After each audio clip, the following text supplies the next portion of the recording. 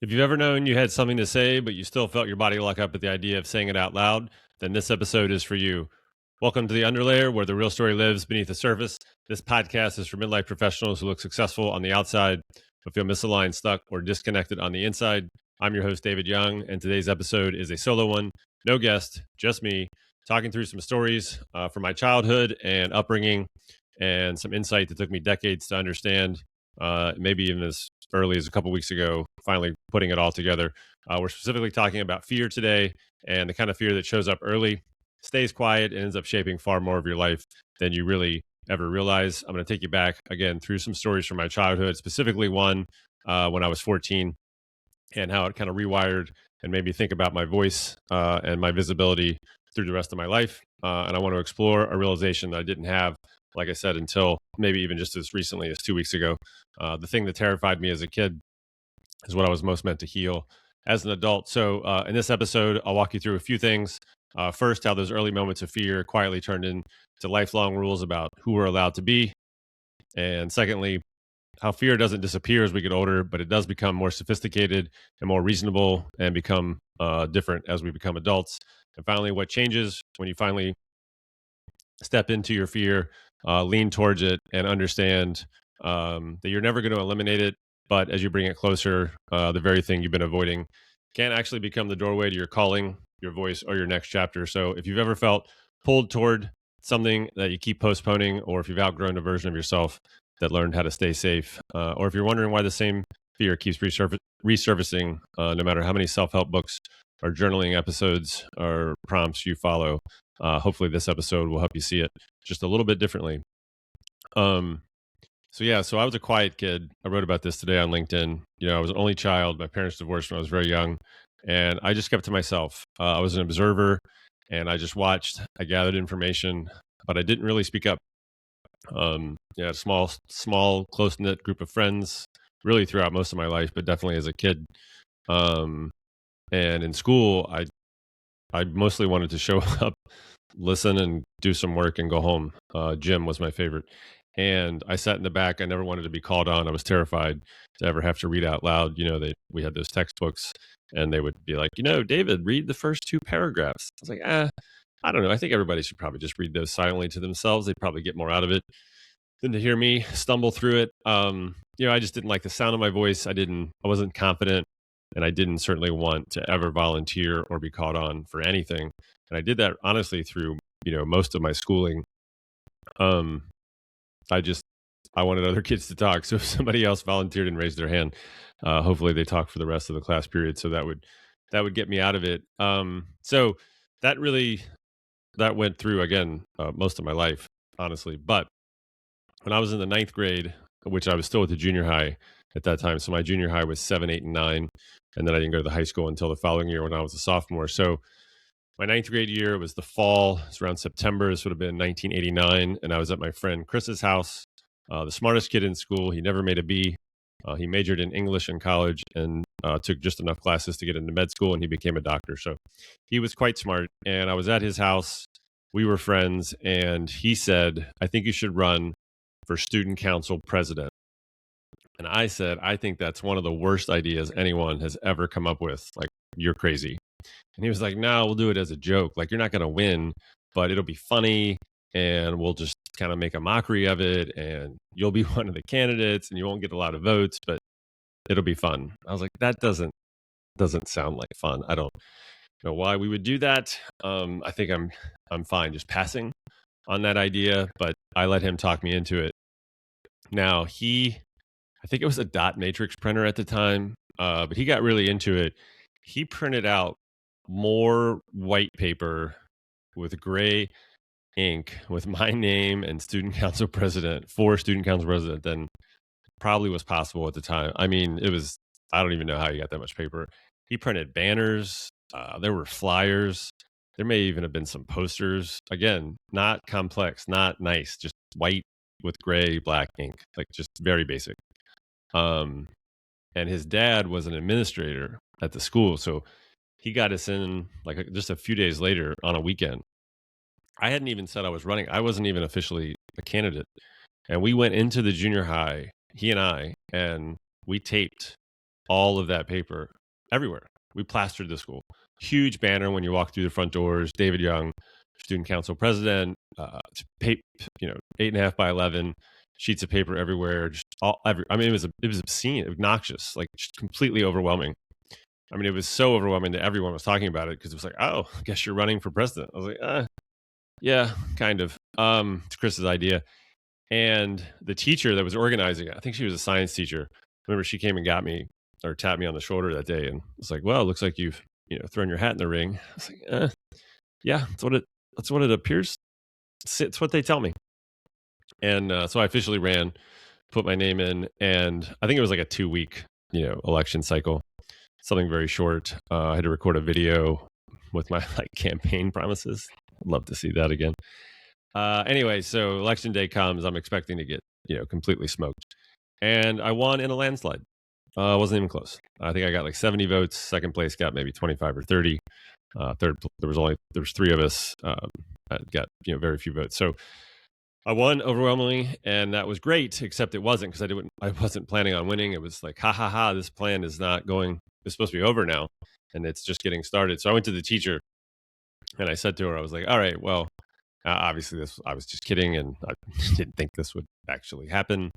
I guess it is a testament to the power of branding and putting my name everywhere. And I, got into people's subconscious for a brief moment and got too many votes. So if you just want to go ahead and give it to the girl that finished second, that'd be great. And she was like, no, you ran, you won, you are now student council president. I was like, all right. So anyway, I went along with it. Fortunately, it wasn't too bad. I really didn't have to do much. I ran a monthly meeting in her classroom. We eventually, there were other elections. There was like a treasurer and a vice president, things of that nature. So a handful of us would meet in her classroom and discuss whatever. I don't recall doing anything, getting anything accomplished, but anyway, we met. So it was good. It was fine. It looked good on my resume. So I don't know, 2 or 3 weeks left in the school year. It was like May of the following year. And I was walking down the hallway and she was like, oh, just wanted to, well, when I see you here, reminded me, don't forget that you need to start working and practicing giving your speech. And I was like, well, see, that sounded a lot like you said the word speech. My hearing's pretty good, and we're pretty close. We're standing pretty close to each other, so I'm pretty sure I heard that correctly. But I know you didn't say speech. So could you say that one more time? She was like, yeah, as the outgoing student council president, you're going to give a speech at awards night, and that'll be in front of the entire 9th grade class and all of their parents in the gym. It's your tradition, outgoing. That's kind of your final act as president. And I was like, how am I just now hearing about this? This seems like something you've known for a while, especially since you just said that it was something that happened every year. Yeah, I don't have to do that, right? I don't have to give a speech in front of my entire class and their parents, right? That seems excessive. Was there email thing back then? Oh, it wasn't. All right. Okay. Yeah, fine. All right. Speech. So I get home, I call my friend Chris. I'm like, hey, listen, you're not done. You got me into this. Now you have to get me out. I have to give a speech at awards night. And he laughed. He's like, it'll be fine. He was like, I'll write it for you. So come over to my house. We'll come up with some ideas. So I did. And, he was brilliant with words. So he wrote a great speech, I'm sure. And I gave him some ideas about what I had done through the year. And then, he typed it up. And I was like, well, this is fine, but I can't give this. I can't get in front of these people and talk. Like, I can't. He was like, all right, well, maybe you can read it and just write it all down. Here's the final copy. Just write it all on index cards. And then you can just like read the index cards. You won't have to like memorize it, and it won't be like a true presentation. So I asked the teacher if that was all right. She said, that's fine. Well, I mean, that was better than having to get up there and just speak, but I was still terrified. So I still remember so vividly. I'm standing outside the gym and the awards ceremony was going on, and there was like this entryway where you like almost like a holding like area. And if you walked out of the gym, that led to just like open hallway where they would have like concessions if there was a game. And then if you walked the other way, that put you like into the gym. So I was in the holding area. I had to walk kind of across the gym floor to maybe mid half court. And the lectern was there, and whoever was like the MC was introducing. So Now I'm standing there and I'm so nervous, and I have all my note cards, and I've looked through them. I don't know how many note cards there were, a lot. And it was word for word the entire speech, and I don't know how long it was. We'll say 5 minutes. I don't know. So he introduces me, and I barely walk from where I was across the floor, and I get to the lectern. I looked up one time. I made eye contact with the audience one time the entire time I was up there, which wasn't very long.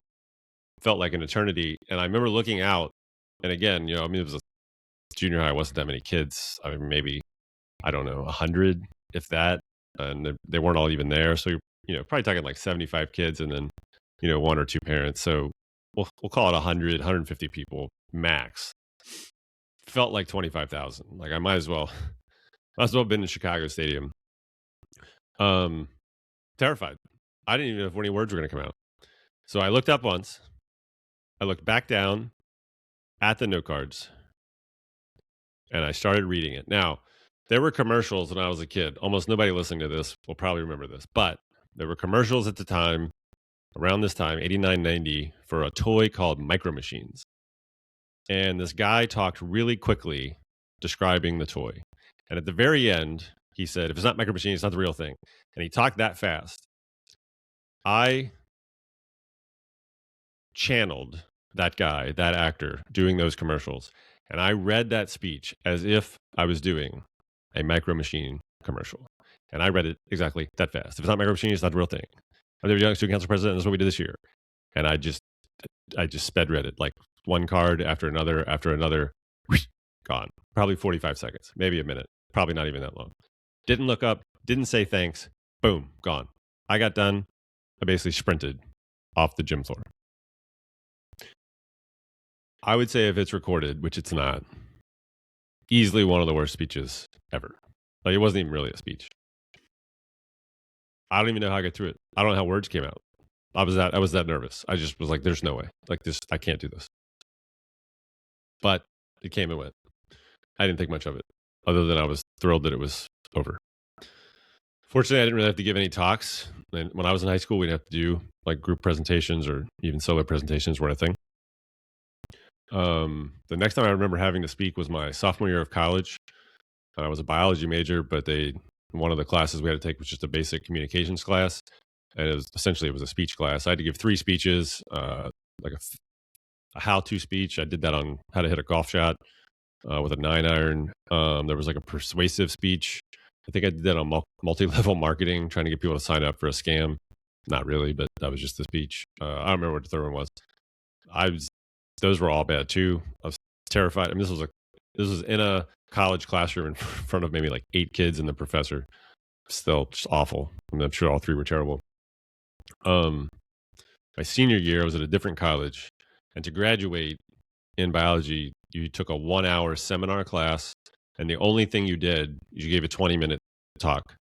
So there were like 13 kids in the class. You literally showed up week 1, drew a number, whatever number you drew, that's the week you gave your presentation. Everybody else had to show up because there was incentives to grade the other students that kept people showing up, so you weren't giving a speech to just yourself and the professor. I drew 2, so it meant I drew 1. I mean, I had to go the next week. So I had 7 days to prep this speech, which I did poorly. And I remember we didn't have PowerPoint back then. It was like the laminate, like the clear paper, and you put it like on the screen, and the screen looked down on that paper and then projected it up. I don't know what that was called, but that's what I used. Like marker, like Sharpie type stuff on it. I think it was erasable though. Anyway, prep that at 1 week, 20 minutes. I'd kind of practiced it. It was also bad. The professor doesn't show up. So I'm like super nervous. I'm in class. Everybody knows it's my turn. Professor doesn't show up. It's before cell phones, no immediate, alert. And so it turns out he was in like a minor fender bender, couldn't make it, showed up the next week, and then I went first, gave mine, and then whoever was supposed to go that week gave theirs, and then I was done. I did it again, terrified. I'm sure it was awful. I got like a B, whatever. It was over. Now when I graduated from college, I won't call it a real job because I have a lot of multi-level marketing experience, but that was kind of a pyramid type scheme too. I was door-to-door advertising, and you're supposed to be good at it and build a team, and then they were good at it, then you got promoted. Classic pyramid. but it was knocking on people's doors selling. They were $20 advertising cards. Now I was really bad, like really bad for 2 weeks, and I should have quit, and they should have fired me. I stuck with it and actually got pretty good. I ended up doing that job for 5 months, and I really got it down and became like one of the better salespeople. Now that did help me come out of my shell, but that was really more socially, um, like not so much public presentation, more just like in a crowd or like at a party or out at a bar or something. I became more comfortable talking then, but again, not to get up and speak or present. Um, so that, and I was in my early 20s, and then jobs came and went from that point on. I was in sales, but again, just different. No, it wasn't like I never felt like I was getting up and presenting. I was just giving like I was trying to sell something, and that was it. So I went back to school when I was 35 to get my MBA. I might as well just called that a master's in speech program, because I ended up giving about 20, I want to say like 22, maybe 25 presentations in 2.5 years. It was 14 classes, 7 semesters, 2.5 years at night. Small cohort, maybe 10 or 12 people. But we gave a ton of presentations, solo, group, sometimes two people group, sometimes multiple person group. And I remember the first one I had to give was part of like maybe three people, it was three or four of us total. Now, again, I'm 35 years old, and I was even talking about pharmaceuticals, which I had worked in that industry for almost 5 years in sales. So I knew the industry quite well. And I believe I was just talking about something that like I had experience doing. I didn't have to like research, I had to memorize it. I was terrified. I, I was standing up in front of this. It was a small classroom in a church. Again, 10, 12 people, and not that many because three or four were up there with me. So, even less. It was an econ class, the professor. My part was awful. I think I wrote it down. I did present it, but like my voice was shaky. I was sweating. I didn't have any confidence. I'm sure my voice didn't project. Like it was bad. Like, I mean, I can still remember. It was like, oh, God, it was so bad. Now, we had to give enough of them again over this 2.5 year period. By the time I was finished, so it would have been, whatever, 2.5 years later, my very last one was a solo presentation. It was in like a technology class, and I had to do a report. It was on like leadership and tech failures, and there was a story from like Australia many years ago. And so I did the report, my presentation on this project that was a complete disaster. And I gave it, it was like 20, 25 minutes. It was on my own. And that was pretty good. Like I felt pretty good, basically in front of the same kids, people that I've been going to school with. And I remember when I was done, the professor thanked me. And then he said he also enjoyed the sarcasm in which I delivered the presentation, because I was making fun of these Australian, it was like a water company or something. And it was just all these really bad decisions in the project, just, over budget and never completed and all this stuff. And I was just making fun of them. So he said he really enjoyed it. So I was like, all right. So I finally got at age 37, I was finally comfortable kind of talking in my normal, my normal voice and giving a presentation. Take 25 at the end of the MBA program. I finally felt like I'd made some progress. But then that was it. Then I went back, still working in regular 9 to 5 jobs, and I just really didn't have to talk a lot. Like I didn't have to give presentations. And then, around 2015 was when it really hit me. I was 40 and, stuck in cubicle type jobs that I was not happy in. And I just remember thinking like I had all this potential. I didn't really know what it meant, but I was like, I just want to do something else more different. I can't just plug these numbers into a spreadsheet forever. But I didn't know what that meant. And so I was reading personal, growth, self-help books. And I was listening to podcasts, a lot of Rich Roll podcasts. And, I'd hired career coaches and seeing a therapist and all this stuff. And again, that was helpful, but nothing moved me. And it was all kind of staying like in the same sandbox that I had been playing in 20 years. And then in the summer of 23, I started posting on LinkedIn. And I think that really was like the key to start unlocking the whole puzzle, was creating content, which was really outside the box for me. I had no social media profile, no Facebook, certainly no TikTok. I did have a Twitter account. I never posted. I did not have an Instagram account. I had a LinkedIn account, but it was a virtual resume like most people. I rarely ever commented. Certainly didn't create any comment was on someone else's post, like basically congratulations on a job or new job or promotion. Um, no original content. But summer 23, for whatever reason, I started creating content. I started telling stories, and I kind of felt like I had kind of all this experience from my kind of disgruntled work career, and I played a lot of sports, and I'd done some racing and triathlons. And, my kids were getting older, and all this stuff. So I thought, okay, I have a well of resources. I have a well of stories. I'll start telling some of them. And it seemed to resonate. People seem to like some of them, and they were coming back and like good storytelling and all this stuff. So I was like, all right, I'm getting closer. And then, I started my first podcast, The Real You. That was in March of 24. That lasted 40 episodes. And now I've launched this one, which is still, pretty early, about a month old. But the comfort that I had in speaking really, I don't know, it felt different. Like talking on the show. I've been a guest on 14 podcasts, no issues. I would present now. I wouldn't even think about it. Like if someone called me today and said, "We need you tomorrow in a classroom setting or a college, like a bigger venue, like auditorium or theater, that type of crowd, no problem." If somebody was like, "We need you at Gainbridge where the Pacers play in front of 20,000," like I'd be a little nervous. I would prep, but I would not have any hesitation grabbing a microphone or putting a wireless or headset on or whatever and talking. And it could be for 5 minutes or 45.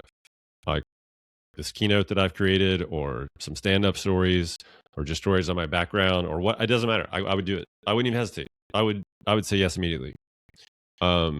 It's complete full circle. It's a complete 180 from that feeling. And how it really came together, the reason I'm even telling these stories now and why I'm writing about it is I had a guest on my podcast. It was a couple weeks ago. Carolyn Warsham. Her episode's going to come out in a couple days.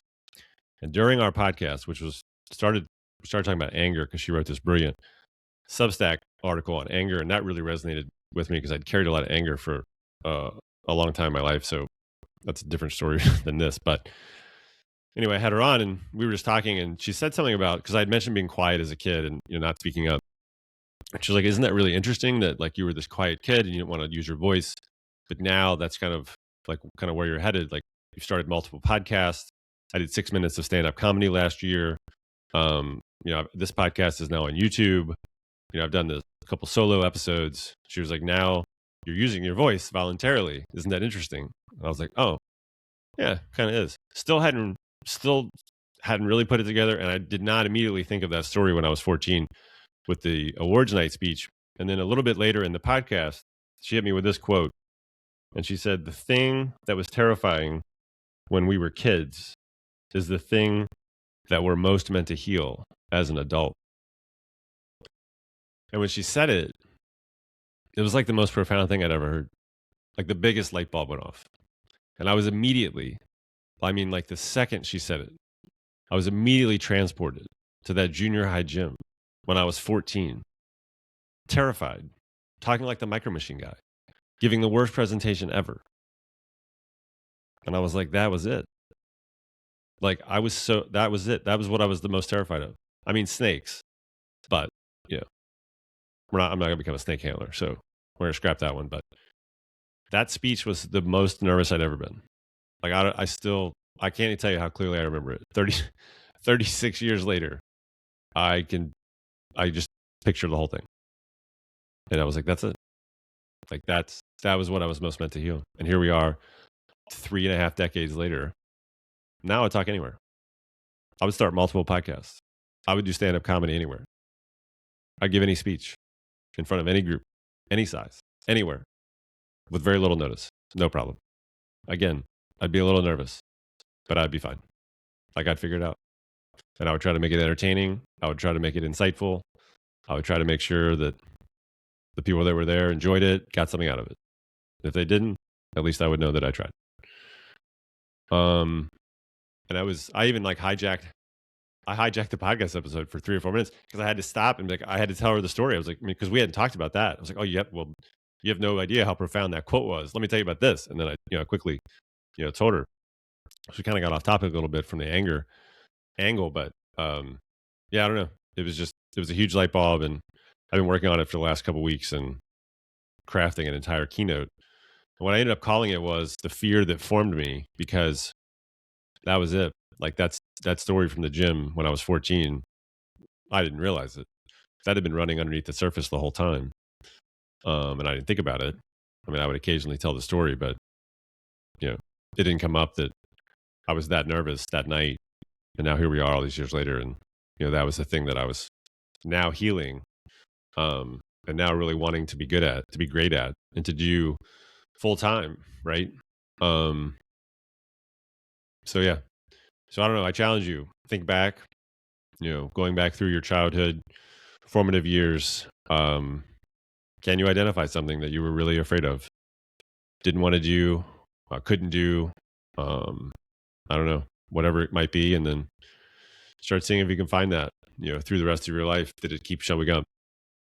And have you figured that out now? And if you haven't, like, is there a way to heal it? Because I don't know. I think there's a lot of truth, in overcoming that fear. And I lived with it for most of my life. I was terrified to take any step that seemed not in line with the normal, right? Get a job, get a degree, 4 year, get a job, grind those out, collect those W-2 paychecks, try to save some money in a 401k. Doesn't really matter if you're happy at your job. Enjoy your nights and weekends. Enjoy that week in the summer when you take a vacation, right? Just a very normal script that was prescribed for a lot of us. And underneath all of that, I never felt right, but I did it and continue to do it in some ways. But it's different now, and I have an end goal in mind now. It isn't hope. It doesn't feel hopeless. It doesn't feel like, yeah, this is it. I'll never do anything else. Now it's like, if I have to do that, I'll do it. I don't know for how long, but that's not the that's not the big picture. It's not the end goal anymore. So that's uplifting. That provides hope.